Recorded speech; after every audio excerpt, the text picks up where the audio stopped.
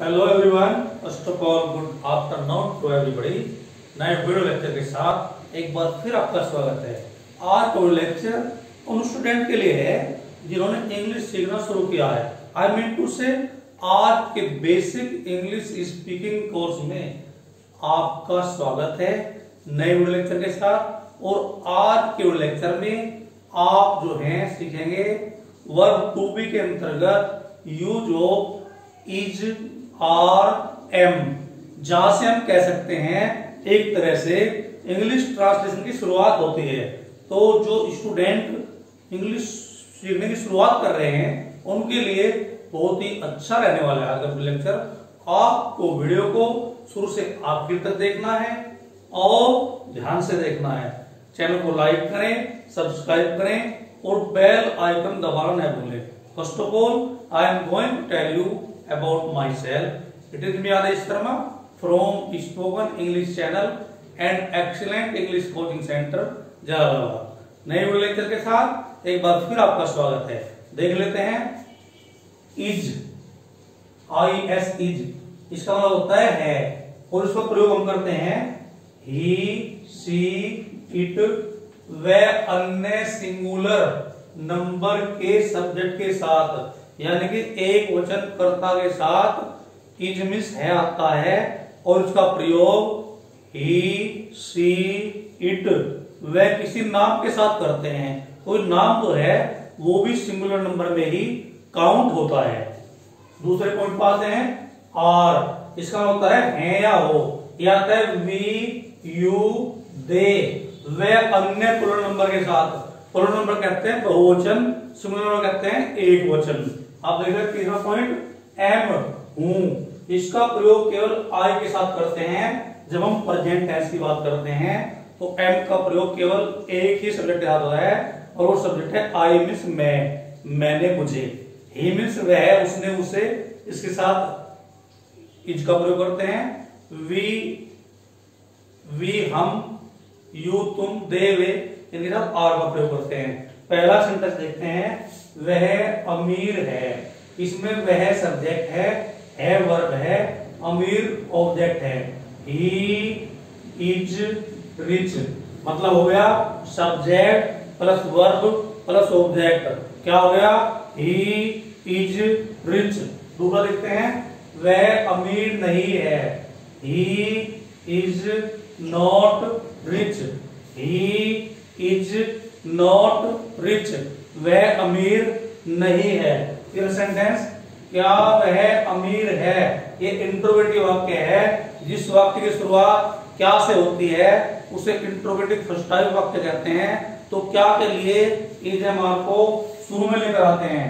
First of all सहायक क्रिया, उसके बाद सब्जेक्ट, उसके बाद ऑब्जेक्ट। क्या वह अमीर है, इज ही रिच, सबसे पहले सब्जेक्ट के अनुसार वर्ब को शुरू में लाते हैं। वो क्या का काम करेगा, इज ही रिच, क्या वह अमीर है, या इंट्रोगेटिव फर्स्ट टाइप वाक्य है। आप देख लेते हैं इंट्रोगेटिव नेगेटिव सेंटेंस, इंट्रोगेटिव के साथ साथ नेगेटिव भी है। जिस तरह से क्या वह अमीर नहीं है, is he not rich, is he not rich.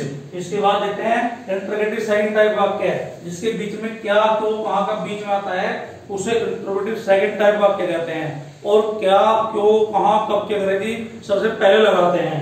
क्या वह अमीर नहीं है, सॉरी वह अमीर क्यों नहीं है, why is he not rich.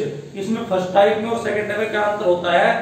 Second type में आपको क्वेश्चन वर्ड क्या, क्यों, कहां, कब, कैसे की English what, why, when, where को शुरू में लगाते हैं। अब देख लेते हैं एक एग्जांपल, हमने बताया आपको सिंगुलर नंबर का। अब एक एग्जांपल देख लेते हैं प्लूरल नंबर का। मैं आपको पहले बता चुका हूं, आर मीन्स है या हो, इसका प्रयोग करते हैं वी, हम, हमने, हमें, यू, तुम, तुमने, तुम्हें, दे, वे, उन्होंने, उन्हें, इनके साथ आर का प्रयोग करते हैं। देख लेते हैं, वे कक्षा में हैं, they are in the class, they are in the class, वे कक्षा में हैं। वे कक्षा में नहीं हैं, they are not in the class, वे कक्षा में नहीं हैं, they are not in the class.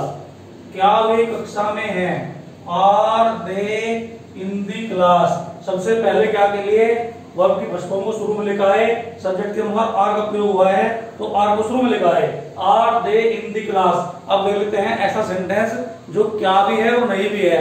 I mean to say interrogative negative, क्या वे कक्षा में नहीं है। Are they not in the class, सबसे पहले हैव टू लाते हैं, उसके बाद सब्जेक्ट लाते हैं, उसके बाद नॉट लाते हैं, उसके बाद ऑब्जेक्ट लाते हैं। अब देखते हैं सेकंड टाइप, वे कहाँ हैं। कहाँ के अंदर सबसे पहले लिखाएंगे where are they, where are they. अब देख लेते हैं आई का एग्जाम्पल। एक एग्जाम्पल हमने आपको बताया है सिंगुलर नंबर का, एक बताया प्लूरल नंबर का। अब तीसरा एग्जाम्पल ले लेते हैं आई का। आई के साथ केवल एम का प्रयोग करते हैं। जैसे मैं एक गायक हूं, आई एम ए सिंगर, ये पॉजिटिव अफर्मेटिव वाक्य हो गया। मैं एक गायक नहीं हूं, I am not a singer, I am not a singer. क्या मैं गायक हूं, एम आई ए सिंगर। क्या मैं गायक नहीं हूं, am I not a singer. मैं गायक क्यों नहीं हूं, why am I not a singer. तो डियर स्टूडेंट, आज के लेक्चर में आप सीख रहे हैं बेसिक इंग्लिश स्पीकिंग कोर्स के अंतर्गत use of is are am. बहुत ही इंटरेस्टिंग और बहुत ही अच्छा टॉपिक जो एक तरह से स्पोकन इंग्लिश की शुरुआत होता है। जब हम इज एम आर का प्रयोग करते हैं तो इज का मतलब होता है ही, इज का मतलब होता है। इसका प्रयोग करते हैं ही, सी, इट व अन्य सिंगुलर नंबर के साथ। ही का मतलब बता दूं आपको, ही के कई अर्थ होते हैं। ही मीन्स वह, उसने, उसे, ये एक व्यक्ति के लिए आता है। ही, सी, इट के साथ इज का प्रयोग करते हैं। सी का मतलब ये होता है वह, उसने, उसे, लेकिन ये लड़की के लिए आता है। इसी तरह से इट मीन्स ये होता है वस्तु के लिए आता है। इस तरह आर मीन्स होता है या हो। इसका प्रयोग हम करते हैं वी, हम, हमने, हमें, यू, तुम, तुमने, तुम्हें, दे, वे, उन्होंने, उन्हें, इसके साथ करते हैं। इस तरह एम का मतलब होता है हूं, इसका प्रयोग करते हैं केवल आई के साथ। जिस तरह वह अमीर है, ही इज रिच, सबसे पहले सब्जेक्ट, उसके बाद वर्ब, उसके बाद ऑब्जेक्ट। वह अमीर नहीं है, negative. He is not rich, is हमारे के बाद नॉट ठोक दीजिए, मतलब सब्जेक्ट वर्ब के बाद। क्या वह अमीर है, सबसे पहले वर्ब को लेकर आइए, इज ही रिच। इसी तरह से क्या वह अमीर नहीं है, इज ही नॉट रिच, इसमें नॉट एक्स्ट्रा हो गया, इंट्रोगेटिव निगेटिव हो गया। वह अमीर क्यों नहीं है, why is he not rich.